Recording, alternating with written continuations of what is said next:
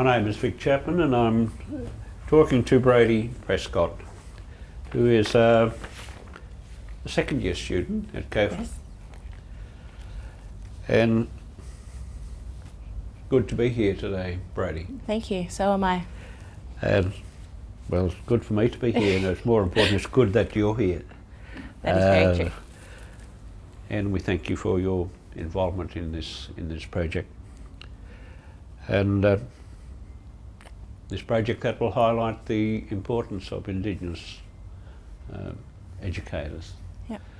And it'll also serve to inform those people who are involved in teacher preparation about the difficulties of education of Indigenous people, that they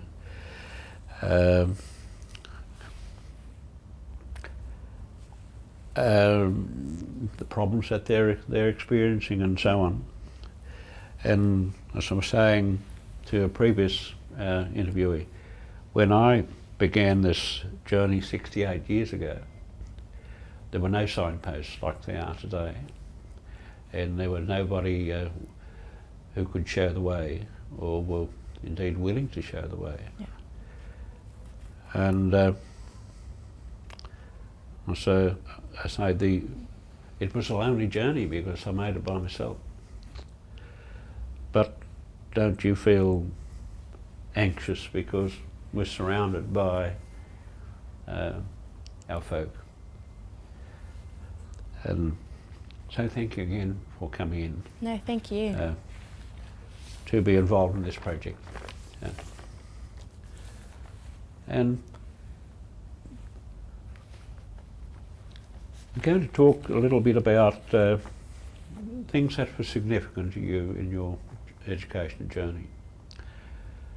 What moments have been significant to you in your educational journey and why?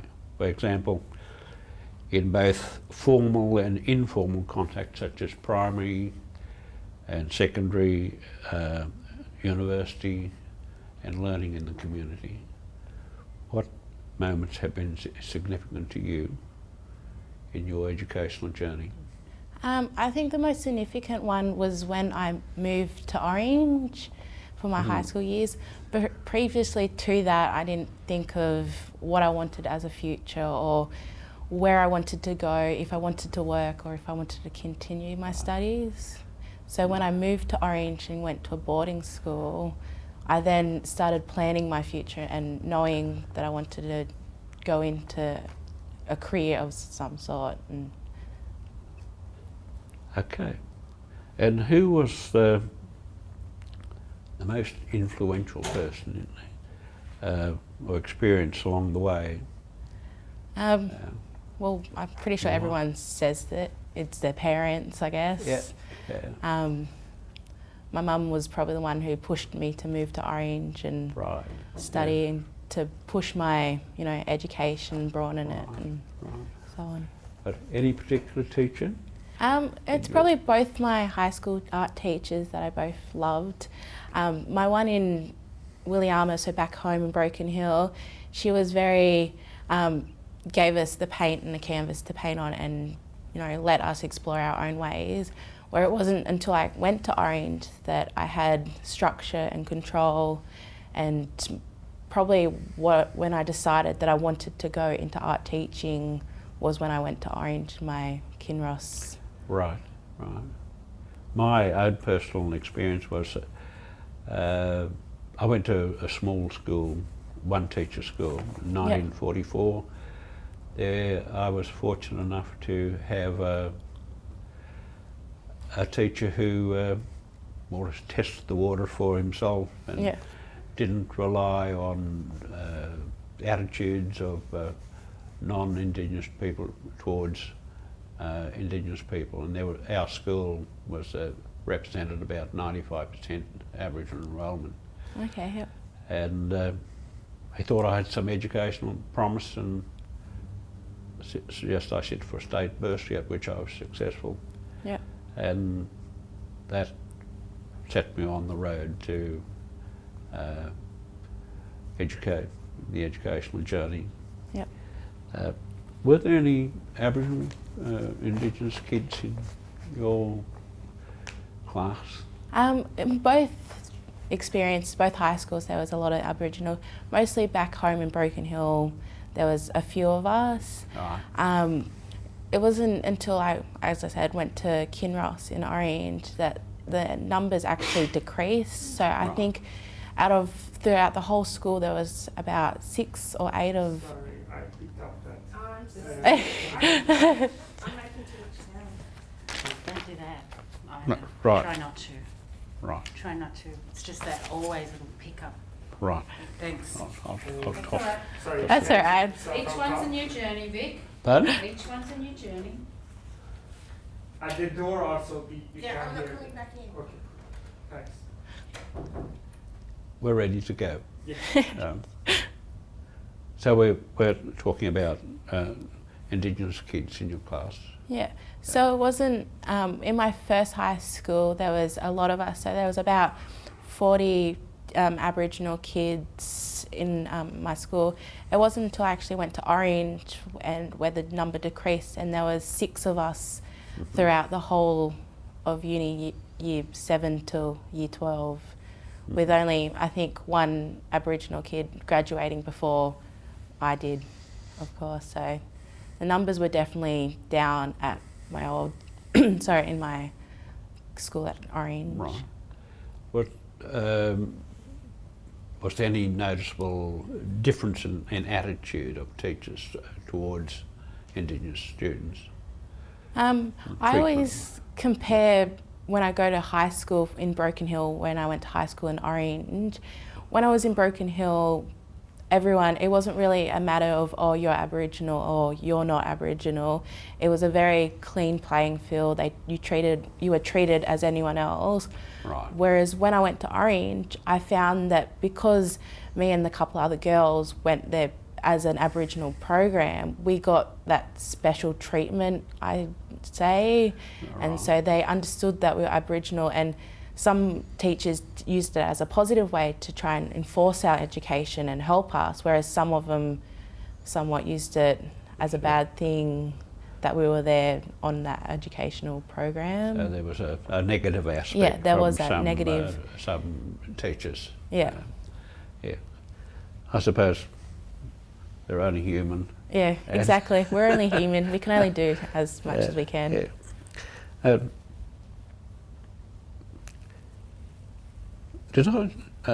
How important is being connected to people and community? How important is it for you? I think it's really important.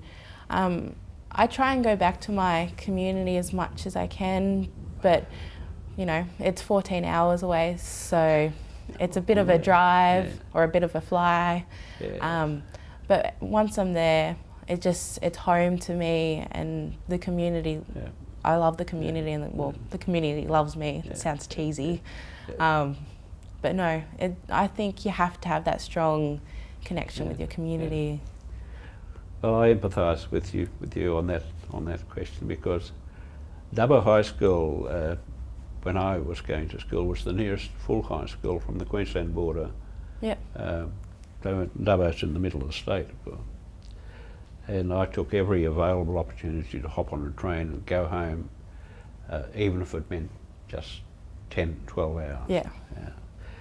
Yes, so I have that empathy with you. A 14-hour trip.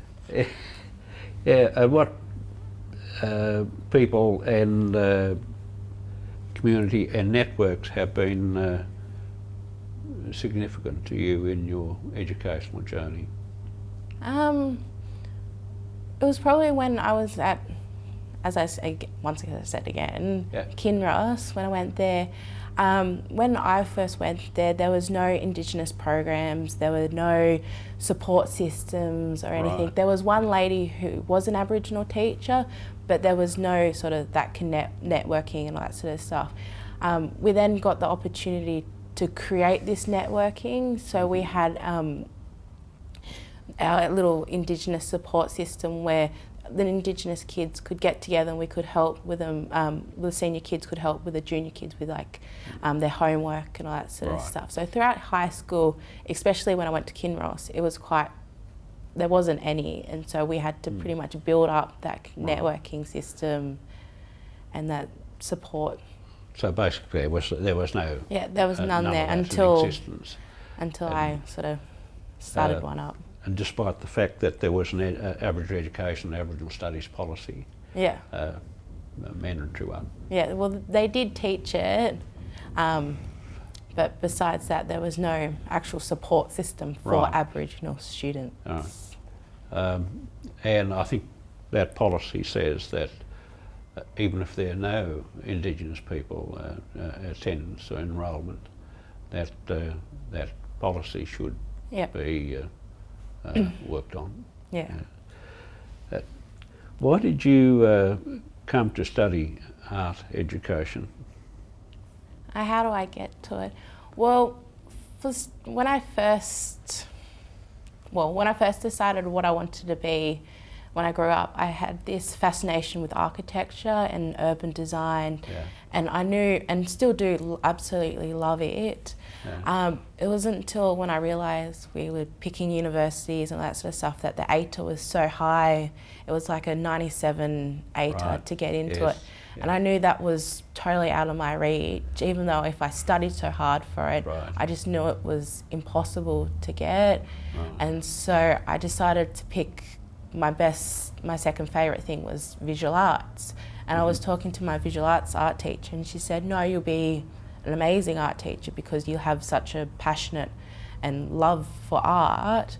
And that's when I sort of got this ball rolling that I wanted to study visual arts and especially go into teaching and, you know, expressing and my love of art to other people.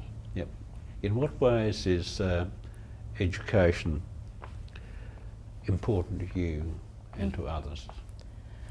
Well, with experience, because I know there was no support and networking for me, I want to be that person that, you know, gives that support and that networking to other Indigenous students. Well, not even just other Indigenous students, just in students in general. So I want to, you know, be their rock and help them, you know, through that educational journey, especially in high school. And Yep. Why did you choose to study art education? So as I said, it was my second favourite subject. Sorry, I've asked you that question. That's all right. I'm sorry, yeah. What is important about visual arts in your learning and the learning of others? Could you give an example of how visual arts has enriched your journey and how it might enrich the journey of others? Yep. Well, within my own experience of being an artist, before I was strictly just painting oils on canvas and that kind of stuff. Since being here, I've seen that my ability has broadened so much. Like I'm into now making installations and stuff that I would never do in my entire life. And I've just expanded my knowledge and my art practice and my art theory just because of simply being here at the COFA. And then I want to take those knowledges that I've learnt and that information and, you know, put it towards my students and teach them about, you know, there's not just traditional art, but you can expand and explore art in so many ways. Right. And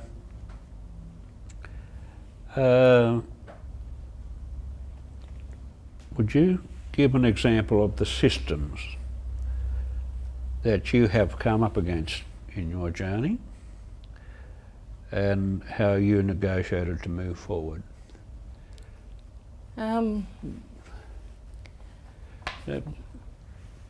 What problems have you encountered in your journey so far? In my journeys, I feel like I've had so many little hiccups, I guess. well, the whole first year because I'm not originally from Sydney, when I moved here, there was such a cultural differences, and you know, I was going from a country town to a big city. And so that in itself was such a challenge, because I had to, you know, reconsider everything, because, you know, how do I get to uni, and, you know, living expenses and all that sort of stuff. So that's probably the major one when I first moved to Sydney. But there's other stuff, just like workload within uni, and knowing that, you know, with high school, I'm pretty sure I was like, spoon-fed everything, and so all that knowledge was just given to me, whereas with university, I have to actually go search for that knowledge and actually put that time and effort in and work hard.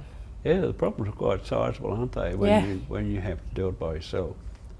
And that was my experience too. Nobody came with me, and I suppose nobody came with you, and you just had to fend for yourself. But my first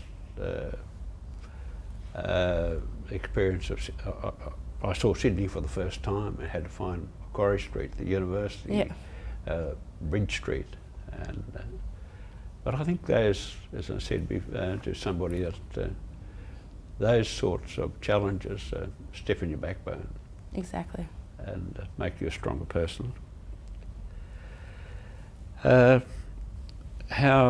has your view of who and what is important in becoming a professional person changed over time? Well, I didn't really want to go into teaching to start off with, because I had this love of architecture and all that sort of stuff. Right, so yes. When I first started it, I always had this vision that art teachers were, you know, really cool, and that, you know, they're your best friends and all that sort of stuff. And that's the image that I thought I was going to be. I thought I was going to be that cool art teacher that, you know, everyone loved, and that they didn't do much. And it wasn't until I actually reached university that I realised that there's so much effort and work that, especially an art teacher has to do in order to, you know, make successful lesson plans, and, you know, to use behaviour management issues and all that sort of stuff, and those issues that you have to overcome. Put in a plug for COFA, for COFA here. It's it's the most exciting lecture theatre ever I've been in. People actually talk and laugh and exchange ideas. And so in my short journey into COFA, it's been a great experience.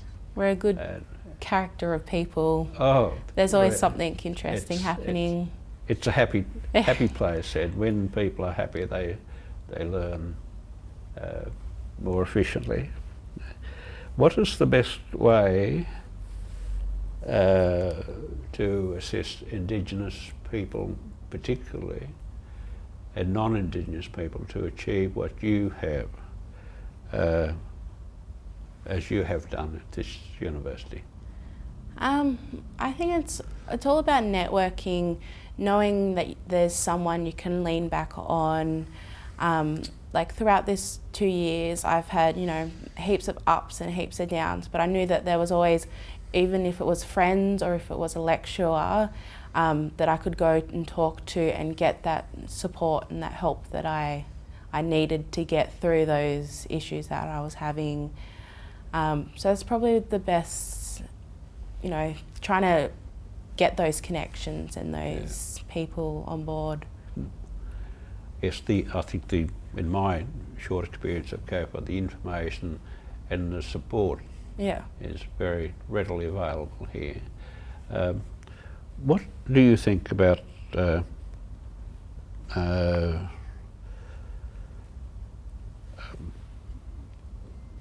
what is the best way for Indigenous people, do you think, to become active participants in the running of this country? That one's a hard one, I guess. Well, That's a curly one, I suppose. I shouldn't have asked about. But do you think that? Well, my thinking is that education is going to enable Indigenous people to participate in the running of this country. Yeah. Is that your belief as well? Yeah, I agree. And how do we get our people more involved in the programs that are available to them? Yeah, I think, well, what happened to me was when I was in high school, and how I actually got to this university was through the Nuragili Winter School. Right. And I got in contact with that because a teacher came up to me at high school and was like, there's this wonderful program that they're doing, you should go to it. For that, I went away, I came to Sydney for a week and experienced uni life and what it is to, be a student here. When I was doing the winter school, I was doing it in architecture, so it wasn't as rewarding as I would like it because I knew I wanted to become an art teacher, but it was an amazing opportunity, and that was probably when I knew that there was support systems here and that I was able to do it among people and that I wasn't the only one, on this journey to be an art teacher. Right. Yeah. As I move around the country, I see, particularly back countries in the back, out back. I see a lot of kids who are not taking up the challenge of education. Just recently in Walgett, Canhamble, and you see Indigenous kids walking around the street in the middle of the day when they should be at school. Yeah. And we know that there are programs and opportunities for those kids. We know that GPS schools have offered positions for Indigenous kids, which they accept for a time and then go back home and say, I'm not going to do this anymore. How do we combat that sort of thing? Is it a parent? Is it in the home that this sort of, that they're not getting encouragement or? I think it's on both parties. It's both at home and, that particular course or what that student was going into. I also think it's probably themselves that needs to be reconnected. And, at the end of the day, get a wake-up call that, education is so important that you do need it, or these days, to get a job or to, even get food on the table and all that sort of stuff. And all that sort of stuff comes down from, having that education. And so I think we have to push students, and especially Indigenous students, to become and to go to classes and all that sort of stuff so they can get that education and have a great life. I think that as well, that kids are being told that that they're not up to it. Yeah. And they believe it. They get to believe it. And I also always think of Eleanor Roosevelt's comment that I would like to say to every one of those kids, nobody can make you feel inferior without your consent. Yeah. And I think we should be saying that to a lot of our kids out there. Do you have any other comments to add to what you've already said? No, I don't have any other comments. No. But anyway, thank you for talking to us about your journey. No, thank you.